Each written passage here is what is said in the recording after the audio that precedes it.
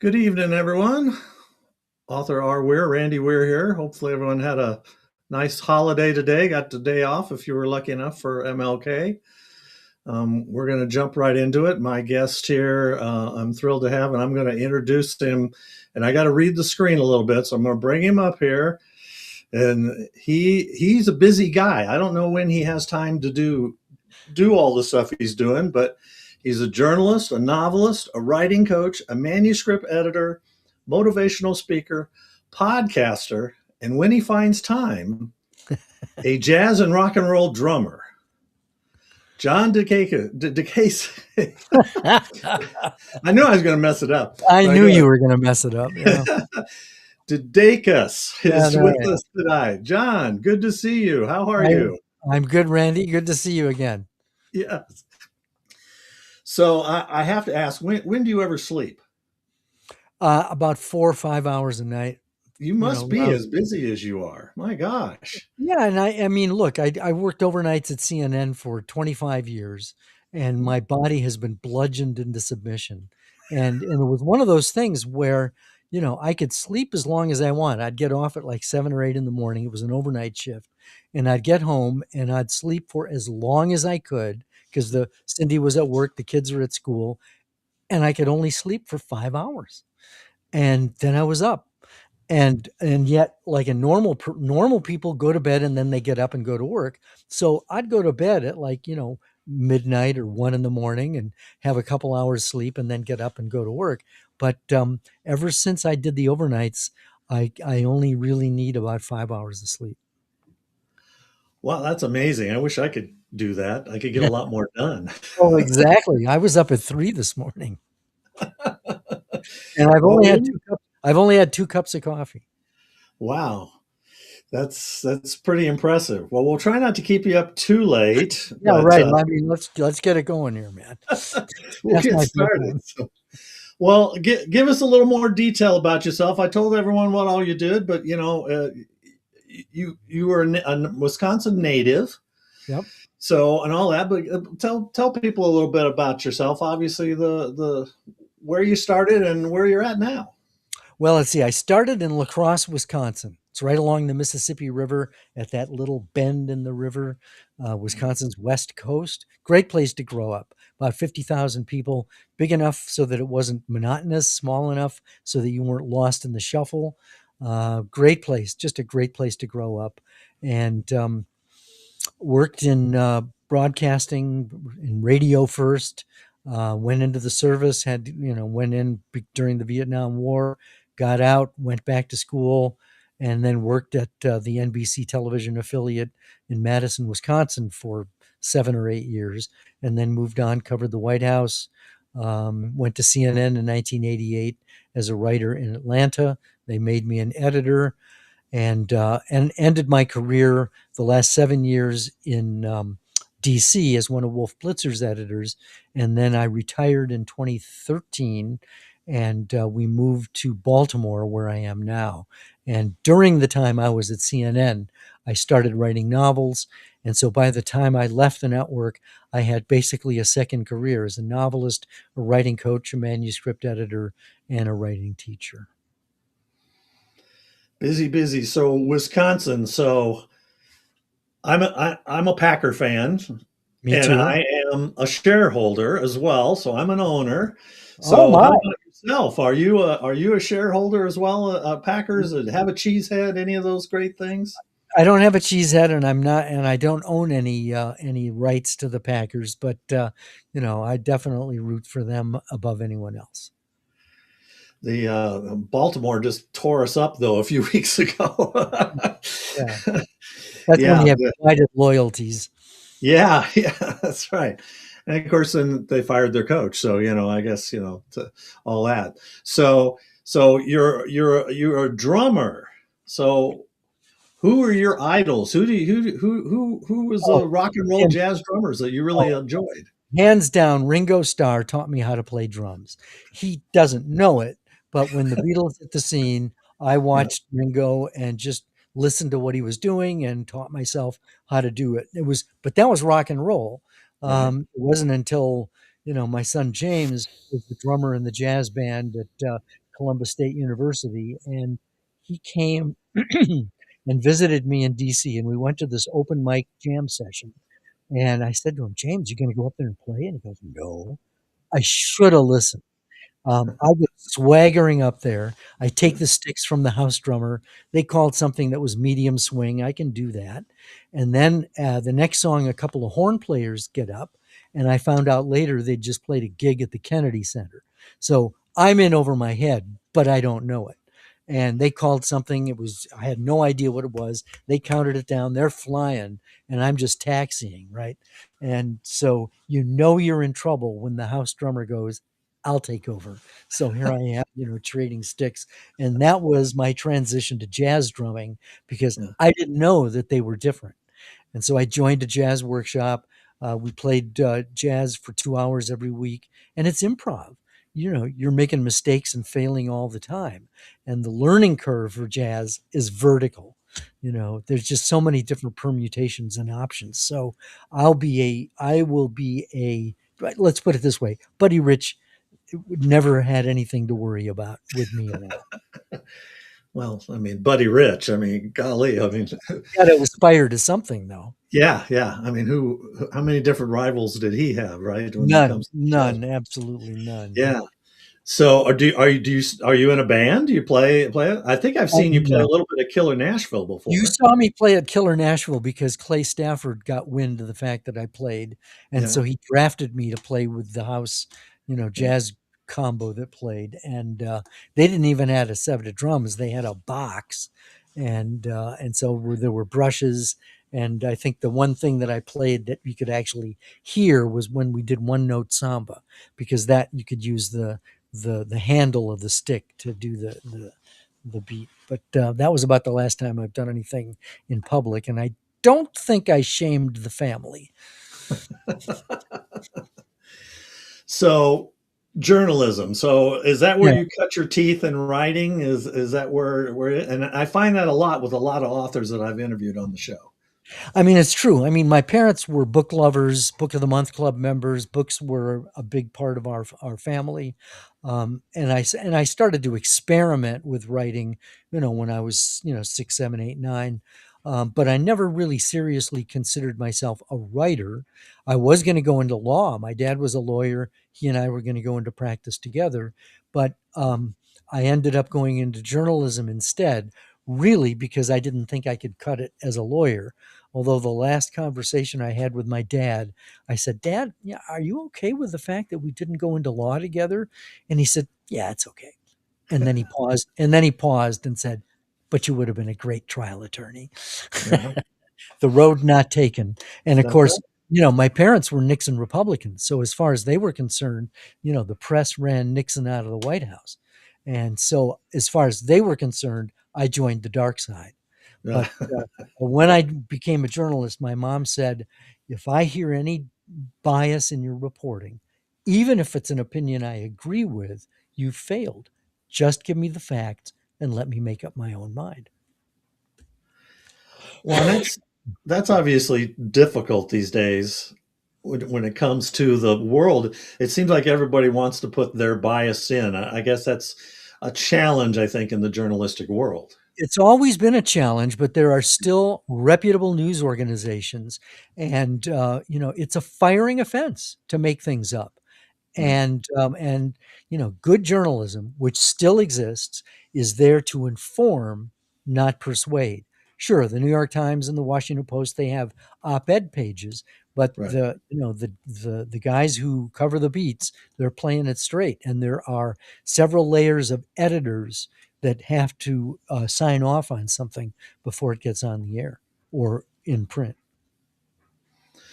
So CNN, obviously, it was 1980 when CNN first went on the air, and it was very revolutionary. 24-hour news. It's like, I mean, usually you got your news. It was a little half hour every night at 6, and maybe you got a local hour as well. So when did you start at CNN? And you didn't start out working with Wolf, I'm assuming. You That's right. started out. I started at CNN in 1988 and didn't get to DC until 2005, right when the Situation Room started. and the show I was working on, it was a morning show anchored by Carol Costello. They canceled that show, and so my body clock flipped.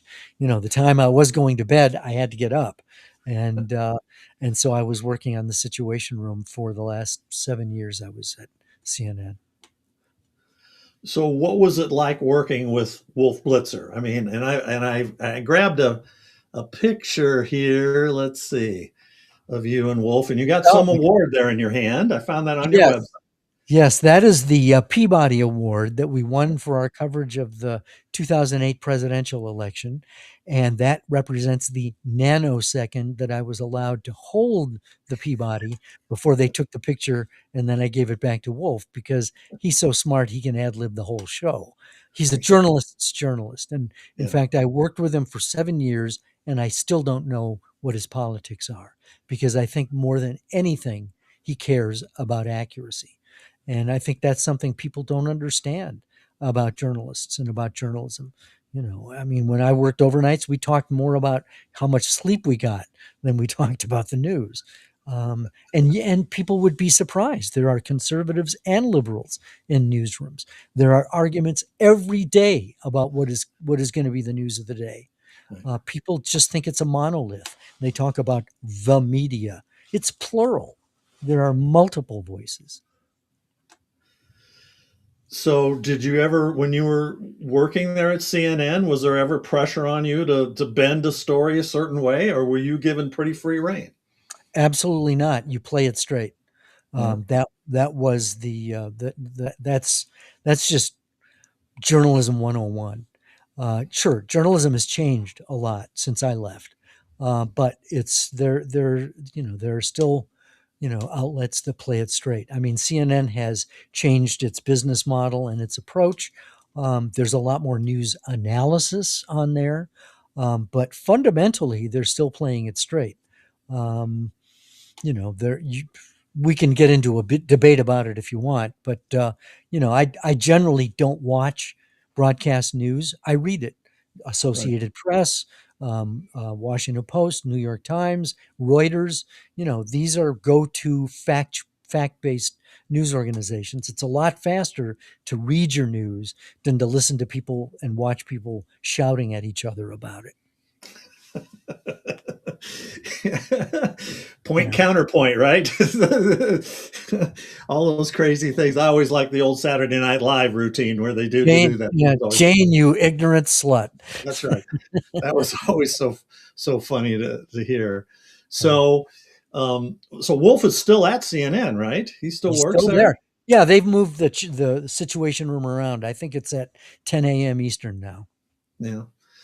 And do you think CNN has changed over the years? And it's not. I mean, Oh, they got criticized for being too liberal. oh, sure. And I think it was probably a well-deserved criticism. I mean, Yeah, during Trump, 1.0, I mean, there were things that the anchors were saying that I never would have let on the air. yeah, They were basically giving their opinions. They were doing essays, right, and that's just give it to me straight. What are the facts? right. Don't tell me what to think. Tell me what happened. Yeah, I'm sure that's really challenging to do because everybody's looking for ratings these days. That's what they want. It's all ratings and ratings and ratings. And Absolutely. Yep. so, when did you leave CNN? Left CNN in 2013.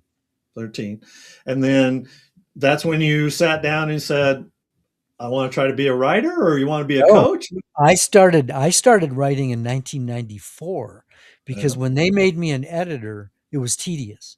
I needed a creative outlet because editing was just fault finding. And so it took me 10 years to get my first novel traditionally published. Went through 14 major revisions. My agent is the 39th agent that I queried. We're still together after 20 years. And, so it took a while, partly because I had to give myself permission to make things up. That's just so baked into you that you got to stick to the facts. yeah. Well, I know I've interviewed authors that say that, you know, they do nonfiction stuff and then they write fiction, and sometimes they like the, I like the fiction stuff because I can make shit up, is what they oftentimes tell me. So, Oh, absolutely. And I mean, I actually started writing a biography of a friend of mine who was murdered, but it was taking too long. It was expensive. I was traveling.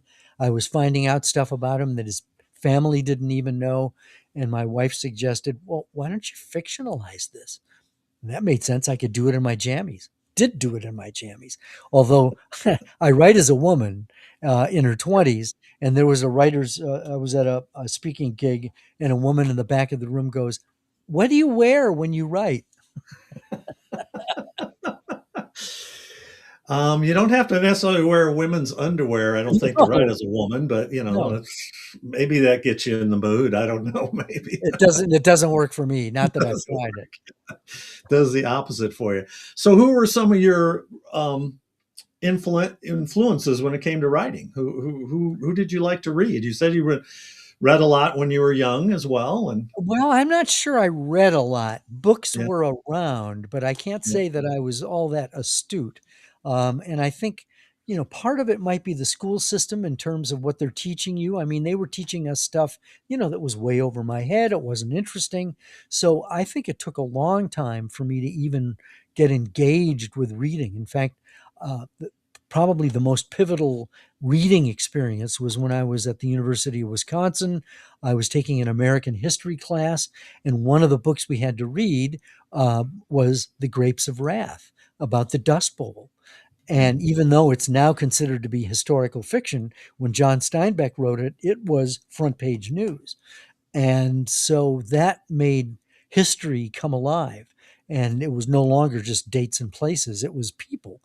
And so that was the turning point where I saw that fiction could be something that would be fun to do. And I got Chris Weavik Ah, on. She said hi, hi. Chris. Hi. Another killer Nashville, Yes, yes, and she's a winner there too. She was a and silver falchion winner. yes, and Chris, she was also commenting about what I said about making shit up. Yes, Chris, that was your quote that I just had. You were the one that told me that. So, yes, because she does a lot of nonfiction and she has that, and then she has some fiction stuff. And Well, and yes, she she's a very funny person.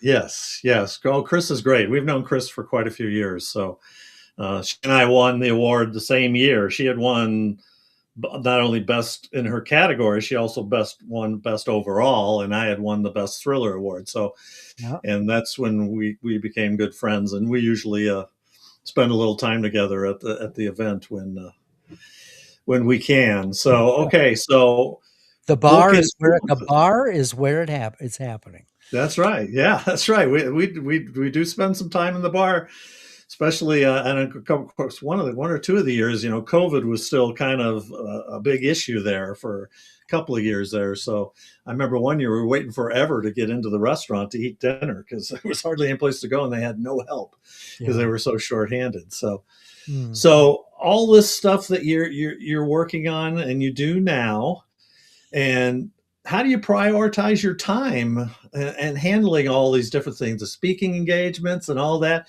You got somebody that manages that for you, and or are you just kind of out there just winging it? Well, I mean, I have a PR person, and we really work in tandem. But everything that she does, I've already figured out how to do for myself, and so it's just a complementary kind of relationship.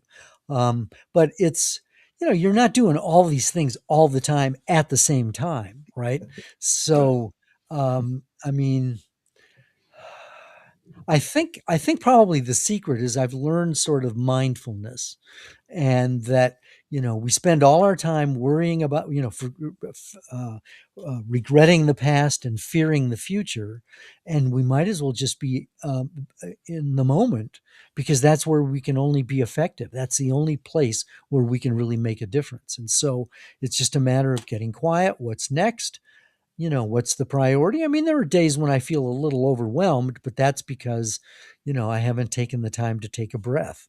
But for the most part, I mean, today was, I keep, look, this is my I'm not going to show you the details, but I mean, I keep a log of what I'm doing each every when I move on to the next thing, I write it down, and it's not like a thing that I check off. I had one of those to do lists, and those are, it just getting longer and longer and longer, and I wasn't crossing anything off.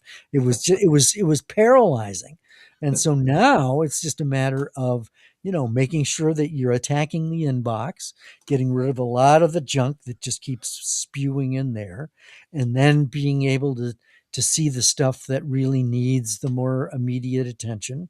And so you're able to prioritize, but you're doing it on a much more bite-sized level. Do you really care about these details? Sure. Sure.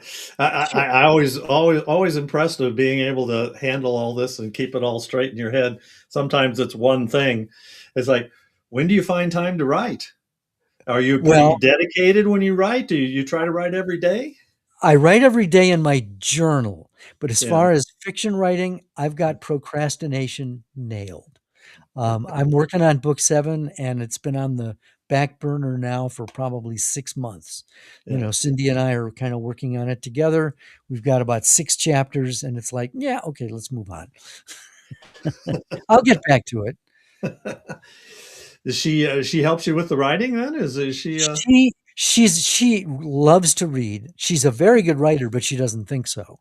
yeah. And usually she's been a beta reader for me, so I can always count on her to give me good feedback. Although initially, she read my first draft of my very first novel, and it was a 150,000 word mishmash.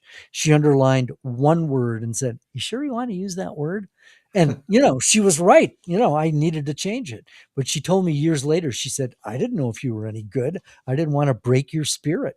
So Yeah. now she's definitely a go to person. And my most recent novel, Enemies Domestic, we basically wrote it together. We came up with the idea together. We thought about how it could go.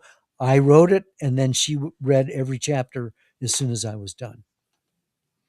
So is she kind of your editor as well, or do you have someone else to do the main editing? She's more of a sort of a developmental editor, I guess. Yeah. She's the one looking at the story and going, "Well, you just jumped the shark there, dude," that kind of stuff. And so she'll give me feedback on how the story's going and the characters. But the best editing I get is from beta readers, Right. friends of mine who will, I'm too close to it to be objective anymore, and Right. so these are people who are familiar with the books. There are a couple of betas I've had for all 6 of them, and they'll let me know what's not working, and that's golden. I did hire one editor to do a developmental edit on Enemies Domestic, and that really was helpful, tremendously helpful. Well, your persistence paid off. It took you 10 years to get the first one, so your timeline on the others have been a little quicker, I'm assuming. So, Little quicker. Although it seems like the standard is about every 2 years. I'll yeah. crank something. Well, I mean, that's as long as your publisher is happy with that, you're not put under major pressure to do it. So, yeah. I'm not. I mean, I have friends who have to turn out a book every 9 months, and Yeah. it's like working with a gun at your head. Yeah. I'm So, busy.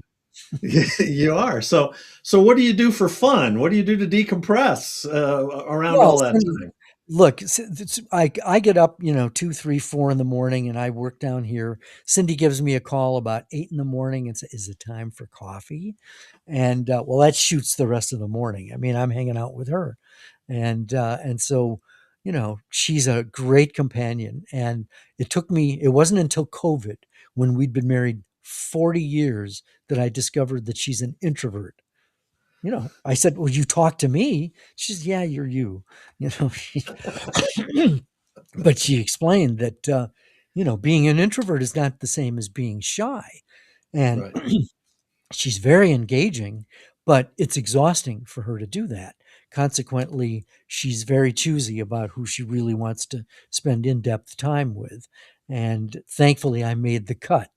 Um, but yeah, she and I are pretty close. Yeah. Well, that's good. So Chris had another question here, so I'm gonna throw this Uh up here. It's an oh. interesting question. So at 67, am I too old to pursue traditional publishing or an agent? Hell no. I wish I were 67 again. No, absolutely not, Chris. Go for it. Um, all they can do is say no, right? And they might say yes. They might. Well, and Es- you especially because Chris has cred. She's mhm. gotten a lot of positive feedback from and awards from prestigious writing conferences, and she's a good writer. So that says something. You're not just starting out. Okay, so we want to talk about your books. So you've got a female protagonist, Yes, ma'am. Lark Chadwick. Right. Interesting name. Was that always her name, or did that evolve over time as well? No, that was her name, and I have no idea where I got the name Lark. I Yeah. looked back in my journals, can't find it. But Chadwick is named after the small town in northern Illinois where, when I was 9 years old, I witnessed a car train collision that killed 3 people. And that basically became the impetus for Fast Track. And so I named Lark after Chadwick, Illinois. And Fast Track was book one. There it is. There it is. I saw a couple of different versions on Amazon. You had like a initial and is Yeah, it just this I had there was for Fast Track and Bluff, I had a different publisher at first, and then that publisher went out of business at the beginning of COVID, and amazingly, Speaking Volumes came along, and so without missing a beat, we just went from one publisher to the other, and so the series never died. And so Fast Track was originally written in was I started it in 1994. It was published in 2005, and for the rewrite or for the relaunch, I really didn't have to change much at all. did it have changed a little bit though? A little bit A of little bit, writing for the new publisher? Yeah. Yeah. Just because they a have a little bit. different vision. It was my decision on things. I Oh, mean, like really? cell phones weren't a big deal in 1994. Yeah. All right. So, and you sent me a picture of you with all your books, All but except for the one. new one. Yeah, Is there's that your Fast first? Track and Right. Bluff and Troubled Water, Yeah. Bullet in the Chamber and Fake. And they're all the same main character. That's right. And And you mentioned, Lark has a relationship with her mentor, Lionel Stone. Lionel is a former New York Times editor, and they meet in Fast Track when Lark, is trying to figure out, more about her past because the book begins when she discovers the body of the aunt who raised her from infancy because Lark's parents had been killed in a car accident. And so Lark discovers that she's the miracle baby who survived a car train collision. And so she convinces Lionel to let her do a follow up story on the crash, on the miracle baby. And two of her sources are the mayor and sheriff. They're running against each other for Congress. The election is 1 week away, and each guy has a secret that will unravel the mystery, and it launches Lark's journalism career. and she was in Wisconsin for the first book, right? Is that where she was from as First well? first 2 books. You write what you know, and, Yeah. so Pine Bluff, Wisconsin is where it's set. There is no such thing as Pine Bluff, Wisconsin. It's based on Stoughton, Wisconsin, where I lived at the time, and, but I had to change some of the streets and some of the topography, so, it wasn't an exact representation, so I changed the name, but it's Stoughton. And Stoughton. and you changed it just because it worked better for the story, or did you change it just so people would Yeah, know because where? I changed, where things were and there were not some things that I wanted in the town, so I changed its makeup. And so I changed it significantly enough that, yeah, you may recognize some things about Stoughton, but then if you know it's Stoughton and I called it that, you'll go, well, that's not there. So, I wanted to have a little more creative freedom. Yeah. So, writing as a woman, the main protagonist is a woman. Did Yep. you find that challenging in any way? And has your wife kind of helped you with that as well over It, time? it wasn't as challenging as I thought. Yeah. I started just when someone said that I should try to write in a way that stretches who I am. Right. Never been a woman, at least not in this life. So I gave it a try, and I discovered that emotions are not gender specific. We all have the exact same emotions. It's just that in my life, the women are more willing to share their emotions and they're more articulate about their emotions. Plus, I was working at CNN, surrounded by young women, mostly in their early to mid 20s, and they let me ask them questions about what it's like to be a woman. And then they would read early drafts of the novel to let me know what I was getting right and, more importantly, what I was getting wrong. And so it was more accessible than I thought, as long as you listen to the women in your life. So you're saying some people say, well, that wouldn't, does your wife do that too? She's saying, no, a woman wouldn't do that, or that Oh, character sure. wouldn't do that. Yeah. Oh, yeah. Oh, yeah. I mean, but sure, Cindy's, definitely involved in that, but it's primarily since Lark is in her 20s, it's mostly younger women who are some of my Right. beta readers. Yeah. Well, for six novels, we hope she's been aging a little bit over time, right? She has. Well, look, the books have been in print since for 20 years, but she's only aged 5. Yeah. That's, Um, that's yeah. always true. True in books and stuff. So the new book. So I'm really interested in the new book because I swear you are a soothsayer or a fortune teller, or you could see the future or whatever. Because tell everyone the storyline behind Enemies Domestic. Enemies Domestic. The title is taken from the oath of office for government officials who pledge to protect and defend the Constitution against all enemies, foreign and domestic. And so in Enemies Domestic, Lark has been a White House correspondent for the Associated Press. In Enemies Domestic, it's her first day on the job as White House press secretary. She's pregnant. She's Mhm. ambivalent about becoming a single mom. Abortion is a crime. And the first question she's asked in the daily briefing comes from a Tucker Carlson type who asks, "Are you or are you not planning to abort your unborn child?" And so Wow. that none of your business question thrusts Lark into the middle of this highly toxic and polarized political fishbowl, not unlike what we're living through now. And oh, by the way, a dictator becomes president. Now, Yes. I wrote this before Trump was elected the second time, Yeah. and it was published the week that the Supreme Court of the United States ruled that presidents have absolute immunity from criminal prosecution for crimes they commit while in office as part of their official duties. They haven't defined what official duties are, but yeah, as it's turned out, I thought it was far fetched at the time. Now, if you read it, you're going to find a lot of stuff that's actually coming true, but it's not like I'm really smart. I just read the news and I listened to what Trump was saying. And I just went, well, what could this be like if he gets elected and abortion is a crime? Now we know. Right.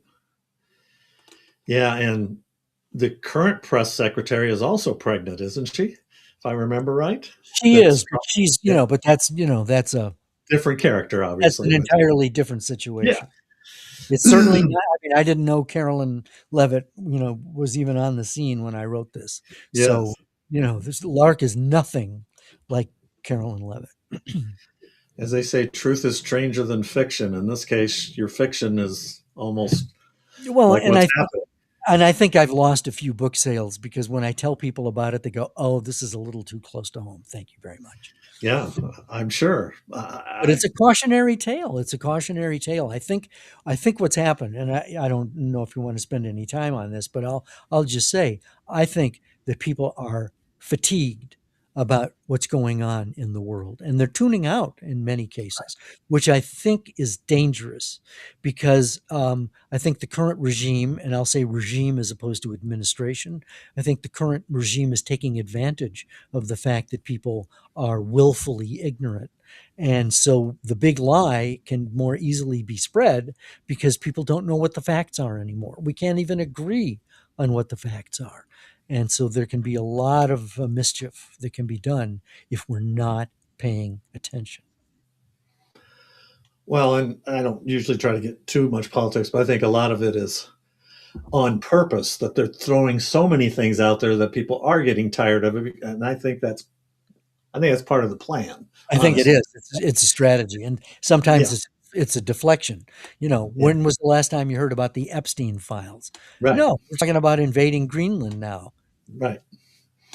Yeah. Hopefully, there's a line someone's going to finally draw there, but It it has to seems be like done. it keeps moving. It has to be done on the midterms, but he's now talking about canceling those. So Yeah, who knows? Who knows? time will tell. So has Lark evolved over those 6 books? How do you feel like she's changed, and you feel like your writing has evolved as well? Lark has definitely changed. In fact, I was doing a talk at a library, and the librarian who has had read my book said that one of the things she appreciated about my novels that Lark grows and matures. She's not static. Things change and affect her, and she grows. She's a rookie. She's a rookie journalist in the very beginning, learning the ropes, making catastrophic mistakes and learning from those experiences. She's going through, difficult emotional times, deaths of people close to her, and grief changes you. And so, she has evolved. She's strengthened. Sometimes she backslides a little bit, but yeah, she's definitely gone through a lot and has evolved, I guess you could say. And what about your writing? How do you feel like your writing has changed over all these novels as well? Do you think? Boy, it's hard to judge your own writing. Yeah. There was a guy uh, uh, who I met at a writers conference, and he bought the first book and he bought the most recent one. He said, "I wanted to see if you got any better," and he said, and he said they both held up. He said, Yeah. it wasn't that I got better as a writer, but the last one was as good as the first one, and I know I'm more efficient. I'm able to write more quickly. I'm not agonizing so much about where the pivot points are and things like that. You can kind of get into a rhythm and a feel for the story, and it's right around the time you're getting bored that it's time for another plot twist. So we'll get into that then. Are you a pantser or are you a plotter? Or are you somewhere in between? I am a planter. I You're in like between. Okay. I'm in between. I like to plan, so Yeah. my heart is with the planners, but I never plan as effectively as I thought. So about halfway through the novel, I'm going, I don't know how to get from point A to wherever I'm going. And so then I have to resort to just get my characters talking to each other. So that Enemies Domestic was an entirely pantsed book. Interesting. So you had the idea when you sat down and you just started writing? So do you usually start from beginning to middle to end, or do you sometimes jump around, maybe write the ending first I don't for usually the jump ending later? around. I don't usually jump around, although I know that is a technique that some writers use. There have been a couple of times where there's a scene that has just shown up, whole, and I've written it, but I don't really know where it fits into the story yet. Mm, So I'll write it, I'll park it, and then, when the time comes, I'll put it where it belongs. But that's rare for me. yeah. Great. So do you obviously get around the country, you travel a lot. I do, yeah. So are there destinations, places that you've traveled to that have inspired some of these stories? Well, one of Obviously, the why? things well, yeah, and one of the things I've noticed is that I usually write about a place I no longer live anymore. So I Yeah. lived in Wisconsin for 23 years, so I write about Wisconsin a lot. I don't live in DC anymore, so I write about DC, although I did do some writing about DC when I did live there. We lived in Georgia for a while, but um, by the time I wrote Bluff, I was living in DC. So and that's set in southern Georgia where my son went to college. So, yeah, It's just weird that way. I think it's part of it is just memory or subconscious. There's something about not being someplace that sort of evokes memories and nostalgia and all of that. So, are there any books that you want to write that you haven't written that are kind of burning a hole in the back of your head? Anything beyond what you're working on now?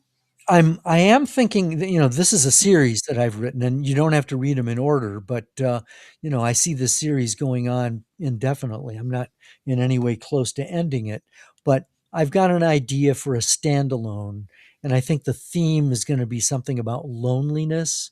But it's way. I mean, I've played with made some notes and things, and Cindy and I've talked about it. Maybe we'll do it together, but haven't really gotten very serious about it yet. It's not, I wouldn't say it's burning any holes. It's just cooking, on a slow burn in the back on the back. So when do you imagine the new book's going to be done? And can you give us any little hints on what it's going to be about? Well, as you know, Enemies Domestic starts with Lark being pregnant. Right. And so it's like, is she or is she not? So I really can't go any farther because Sure. she's going to be living with the consequences of her decision, Right. whatever that is. Whatever that is. Yeah. Got to read the book to find out. Yep. I have to think about what I want to do yet. I don't know. Well, that's what coins are for, right? Just flip a coin to decide, right? Oh, is that how you do it? Sure. Or spin a wheel, right?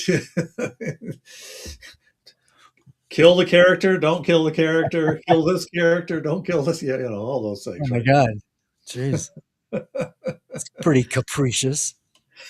So, are any of your characters based on real people that you know or over the years? I wouldn't say that. I mean, they're inspired by people, and so the characters are composites. But there's no character where you can go, ah, that's me, or oh, that's him. No, there are bits and pieces of people I know in some of them. All right. So, I always ask everybody this question. We're about 40 some minutes in. Bringing life to characters is the name of the show. Hmm. So I always ask, what is it that you look for? And you do a lot of coaching and other things as well. And you may read other people's work and give suggestions. So what is it that you look for or are trying to do to bring that character to jump off the page? Ooh, good. That's a very good question. One of the things I've discovered going to these writers' conferences, especially writers' conferences where agents attend and they're looking for clients, and there have been a couple of conferences I've been at where there, I'm thinking of one in particular in Baltimore, where three agents are at the front of the room sitting at a table, and the person running the conference will read a chapter, or not even just the first page of an anonymously submitted manuscript, and the agents are instructed to raise their hand at the point where they would be sending a rejection letter. Remember, we're talking the first page. So, you've spent hours and hours writing an 80,000 word novel, and someone is going to make a decision on it in a couple of paragraphs. How fair is that? Well, actually, it's very fair because Yeah. these people get queried 150 times a day. They know what they're looking for, they know what's good, and they know if it's not working, they know why it's not working. And more often than not, the reason it's not working is because a writer, they'll get the story started, they'll have characters talking to each other, things are happening, and then all of a sudden we go back 10 years, and we're learning the context and what was going on, when this person was born, and coming of age, and that's not the story. You can sprinkle that stuff in later, but what these agents are saying is that it's taking them out of the story. And so what I'm looking for as an editor, what I like when I'm reading someone's book, is I want to be intrigued. I want to be asking more questions than you're giving me answers to. I want to know more about this character. So you drop little tidbits that make me go, "Oh, there's more to come." and I have to keep turning the pages to get there, as opposed to you telling me everything that happened, and how about what they had for breakfast and all that. And so if you can get your characters talking to each other and make the scene come alive, make it vivid, sensory details, moving it forward instead of back, that's what's engaging to me as a reader, and it's what's engaging to editors and agents who know the market and know what's going to sell. Now, there's literary fiction, which is different than, the kind of stuff you and I write. We write more mystery, suspense, thriller type stuff. So that's, the pacing is really upbeat. Literary fiction, that's when you do wallow in the weeds, and you get lost in the writing and how exquisite the sun was, coming into the, between the window shades and all that kind of stuff. Some readers like to luxuriate, in the characters and in the setting. But but if you're writing literary fiction, then you really need to make the reader experience it, because the writing is so important. It's almost more important than the actual story.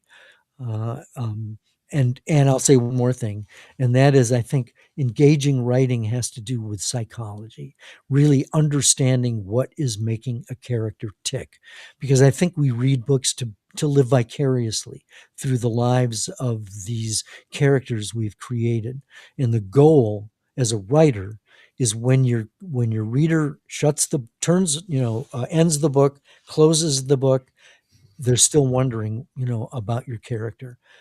It's wonderful when you get a text like I did once at 2 a.m. from a friend who says, "When's the next Lark book coming out? What's happening with Lark?" That's right. Yeah, that's always definitely nice to hear.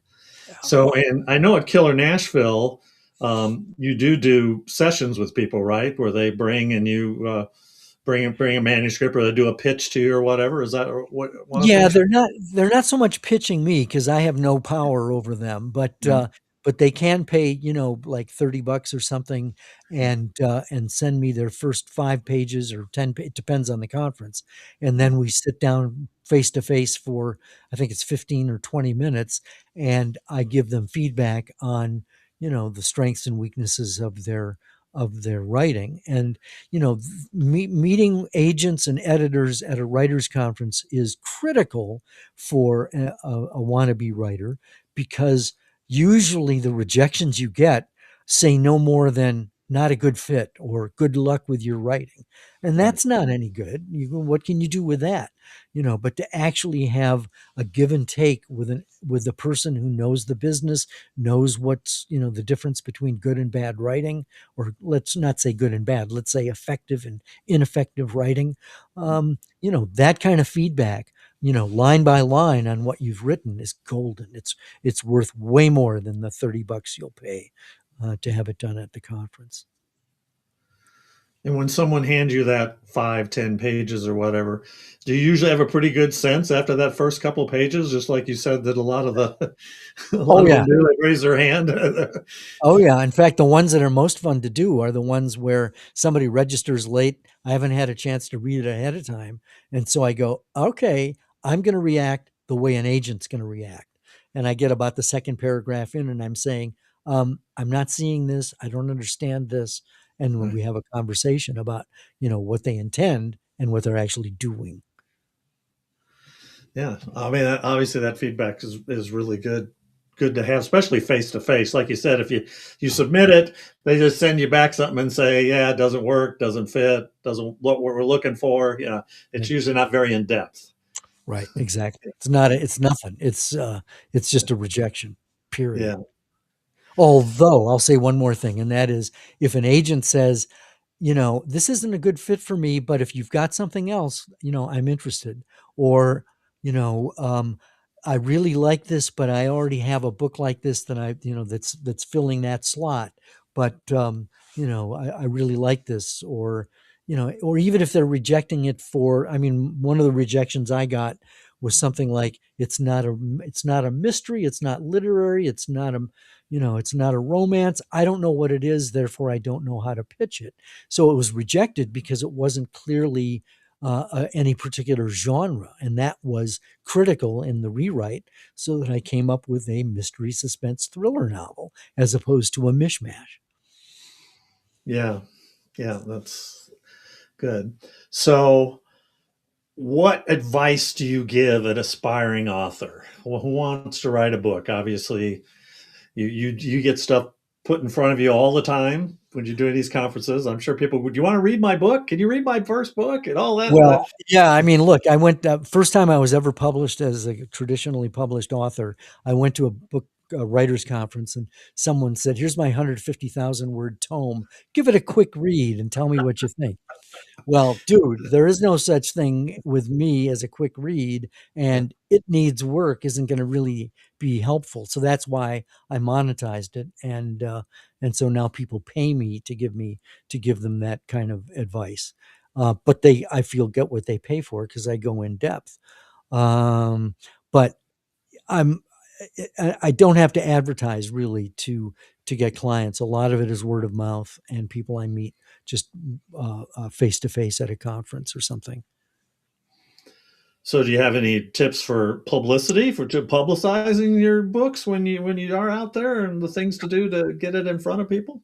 Boy, I think part of it. I think I go back to psychology.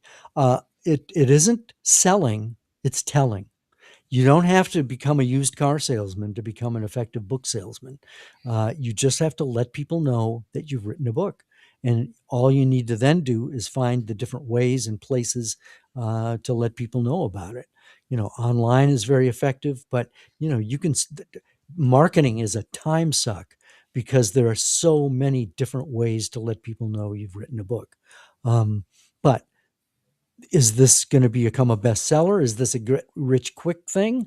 No.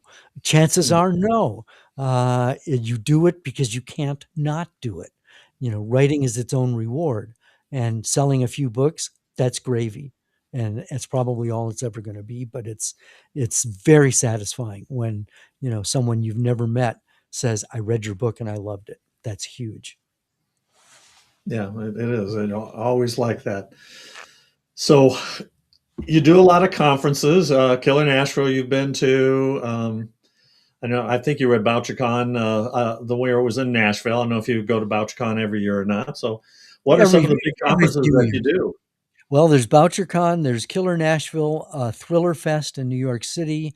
I've done the Pikes Peak conference a couple of times. There's a conference in near Seattle called Right on the Sound. It's in Edmonds, Washington, just north of Seattle. It's a nice boutique conference. Another boutique conference is C3. It's Creatures, Crimes, and Creativity in Columbia, Maryland. Austin Camacho and his wife Denise run that. It's a good mix between readers and writers. Um, those are sort of the main ones. There are a lot. There's Lake Fly up in Oshkosh, Wisconsin. Um, there are a lot of them around, and I just you mentioned Left Coast. I've been to that one. You can't go to them all the time, but Yeah, Killer and Thriller and some of the BoucherCon are some of the main ones for my genre. yeah. And how many years have you been going to Killer Nashville? Man, it was before COVID, so I'm thinking it's probably 10 years, something like that. Pretty, because you seem to be pretty regular there. You've gone just about every year, at least the years I've been. I've gone the last 4 years, and I think you've been there every year. I've been there for those. Clay Stafford works me like a dog. You know, Hopefully, he buys you dinner once in a while or well, something. yeah, something like that every now and then. Okay, so I know you've won a few awards. Actually, you've won a lot of awards. I was going to try to grab some pictures from your website, but there was just too many of them. And Well, thank you. I mean, but it's that was nice. the There's Silver that's a Falcon Award. that was for the best attending author for I think it was I think it was I don't think it was any particular genre. I think it was just best attending author, You know, and so that was very nice. people vote on the people who attend vote that one, so that's nice Yeah. and stuff. And when you go to these events, I know a lot of people who are like you said, they're introverts. You mentioned your wife introvert, and I was always very introverted about coming up to people, but Yeah. really, as someone who I'm sure you get approached a lot, it never bothers you, right? That people want to ask you questions unless you're on your way to do something. But I know, at least for me, I've gone up to many well-known authors, like Andrew Child. You got to talk to him and stuff. Got him to autograph a book to me and said, "Wow, this is a big-time author." And Yeah. even got to talk to him a little bit about my books and stuff. So it's kind of one of those things where when you go to these events, you see these authors. Usually, they're very open to walking up and saying, "Hello, how are you doing?" And Definitely. Yeah, definitely that. And I can remember there was a conference I went to at the University of Georgia every year. Met my agent there actually, and this was when I was pitching. And I can remember there was a conversation I had with an agent. It was, we were in the lobby waiting for the banquet to start. So we were just sitting there shooting the breeze. I wasn't pitching him. We were just talking about our kids. And this was a moment when I realized he's just a guy. He's just a guy, yeah. and that really, diffused, I think, a lot of the angst that I'd allowed to build up, where you do put these people on a pedestal and they're just people, you know? Well, in most of the events, usually there's a little drinking afterwards. So go to the bar. That's always a good place. That's a And very if and open area. and if and if alcohol's an issue for you, fine, have ginger ale or whatever, but it's still a nice social, situation, and it's much more relaxed. And, if an author tends to be, standoffish or whatever, they're probably not gonna be there anyway. It's the ones who are gregarious and are, willing to meet and, talk with other people. I mean, John Gilstrap, who's a mega best-selling author, he's on a pedestal. And, he and I've closed the bar a couple of times, primarily because we disagree on just about everything politically. He's wrong, but he says I'm wrong. Uh, but it's a lesson in civility. We're able to talk in spite of Yeah. our differences. Well, and there's not a lot of that these days, right? Everyone seems to disagree on things, and it turns into pulling out guns and shooting or beating on people or throwing things or whatever. It's like Yeah, you can have a debate and it can be cordial. I mean, it doesn't have to be heated, and right. everyone can Yeah. have that opinion. And I think that's one of the reasons that a writers' conference can be really good for getting together, because we're probably at a point in this country, and we'll probably be there for a while, where we can't find common political ground, but we can find common human ground. And boy, at a writers' conference, there's plenty of stuff other than politics to talk about when you're talking craft and marketing and that kind of stuff. Well, like you said, the family stuff's always nice to talk about too. I mean, I always enjoy talking about stuff like that. I know when I was talking with when I had Clay on the show, he was his dogs. That was a big thing for him. He's got his Doberman, and he has his one little small dog too. And those are kind of his other kids. His kids are growing up now. His son's out of the house, and his daughter now is what, 16 now or whatever. I And you know. see her grown up. I mean, she was a little thing going there, and she's a teen. She was singing last year at Yeah, Killer Nashville. So that's right. Yeah, very talented family. yes. Okay, so where are you going to be this rest of this year? We're about at an hour here. You're going to be traveling all over as usual this year? I'm traveling, but one of the things that I'm doing, I've expanded my business, big surprise, Yeah. where I'm trying to reach people beyond just the writing community. I'm talking to corporate wellness programs. I'm talking to grief organizations, military groups, because I'm trying to help people who are struggling with grief to use writing as a way to heal.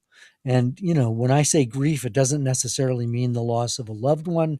It can be the loss of a pet, a job, a relationship, your health, your innocence, the loss of civility in political discourse. Anything like that can create, profound feelings of, loss, pain, alienation, and writing can be a catharsis and can be therapeutic, as I've discovered in the writing that I've done. And so I'm going to be going to Dublin in August to be a keynoter at the International Dublin Writers Festival. I'm going to be keynoting at a conference in Pittsburgh for the Bereaved Parents USA of the USA. So, there are a lot of different organizations now that I'm reaching out to. So, the travel will probably be picking up, and the audiences will not just be writers, but maybe want to be writers. So we've got your website here down on the screen. Yep. So John DeDakis. And then you've got a speaking, and your website's got lots of information about you on there and how to get a hold of you and everything, Yeah. and all the different services that you offer. And if you're looking for someone to help coach you or help you with issues in your life, John's Well, there. I mean, I'm not a you professional. I'm not a psychologist, but no. don't make me save your marriage here. Well, it's always good to have somebody to talk to one way or Yes. another. So, Yeah. it's you some that's what a lot of therapists do, right? They just listen for a lot of things and they make notes and all that. So, Yeah, it's more. but I think it's a lot more than that, but it's a lot of it. There's a friend of mine who's a psychologist who said that she said that you're the best psychologist who's not a psychologist, because I ask a lot of questions. Drives my wife nuts. I only get 3 questions with Cindy. so I've got let's see here. I got one more picture that we didn't throw up here you sent me, and I wanted to throw that up here. And this is John. My God, yeah. I'm the young guy on the right there with my Yeah. camera crew. Reagan is president at the time. He's sitting at the Resolute desk. You'll notice there's not nearly as much gold in the Oval Office as there is now. And Larry Speaks is at the desk. Larry was Reagan's press secretary, and we were doing a piece on the White House press corps versus the president. And what I discovered, I think I always knew this, but it was really brought home firmly, is that it is an adversarial relationship, because it was Larry's job to make Reagan and his policies look perfect. It was our job as reporters to find out what's really going on, which Yeah. means that no president, regardless of party, always likes their press coverage, because, they don't like sometimes that we find out stuff that that's embarrassing, or that is holding them accountable. And so that ended up it so happened then that all the novels that I've written have journalism as a backdrop, and in at least 3 of the novels, the White House is the setting. So this is one of those inspirational moments, let's say. Yeah, that's pretty cool and looked very young there, John. Yeah, that's because I was. What year was that? That would have been 80. I want to say 80. Let me think. 86. I think it was 86. Wow. Well, that's pretty cool. Pretty cool memory. I'm sure you have lots of other pictures like that. Probably not signed by presidents, though, right? No, Probably don't no, have anything from Trump. that's the only thing, right? No, don't think I'd want anything signed by him. Okay, well, great. Well, we're a little past an hour here. Anything else we need to talk about that you wanted to bring up? No, Randy, you've been very generous with your Oh, questions, your time, and yeah. you're very easy to talk to. Oh, well, I appreciate it. I'm glad we finally got a chance to talk. We sat next to each other for lunch, but at Killer Nashville, but you can't hardly hear in there. It's so loud, and it's hard to even talk to someone, even when they're almost right next to you. You gotta Exactly. lean in, and you're pretty much in their ear the whole time. So Yeah. but no, I appreciate you being on the show. Good Thank luck, and and you still have your own podcast, right? If you wanted to throw a quick plug out. Well, I have a podcast. I was doing it a lot around Yeah. COVID, and it was never a regular thing. I was doing it maybe once a week or so. Now it's once in Yeah. whenever. I just don't have the bandwidth to do it. And when I do it, it's live. I don't do any post-production editing. Right. It's like what you're doing. This is live, Right. but most people will probably watch it in the, on the archive version. It is what it is. It's a lot easier to just, do it. Well, then there's links to it on your website as well. I saw you had an interview with your audiobook narrator who does Yep, Lark's voice, so yep. that would be very interesting to listen to. Audiobooks are always, I find, fascinating on the way that they're created and all the work that goes into Oh, doing. man, it's very labor intensive. Yes, it is. So, well, John, thank you so much. Hopefully, I'll get a chance to see you at Killer Nashville. I'm not sure if I'm going yet this year, but if I will certainly run into you and say hello, and Wonderful. maybe get a chance to talk a little bit and get you away from Clay so he isn't monopolizing all your time, right? Great, Randy. Thank you very much. I'll look forward to keeping in touch. Okay, take care. All right, thanks everyone. Appreciate John being on the show. Just a reminder, my new book just came out this week, Mayhem in Music City. Strangely enough, takes place in Nashville. Spent a lot of time in Nashville, so I decided to write a book with Nashville as the background. So, and a fictional Nashville husband and wife duo. Uh, Rule of Law is their name. So, but hopefully you'll go check out the new book. Next, I don't have a show next week. My next guest will be February 3rd. I'll have Christine Jensen on, and we'll be talking to her. That'll be at 6 p.m. as well. So take care, everyone, and we'll see you in a couple weeks.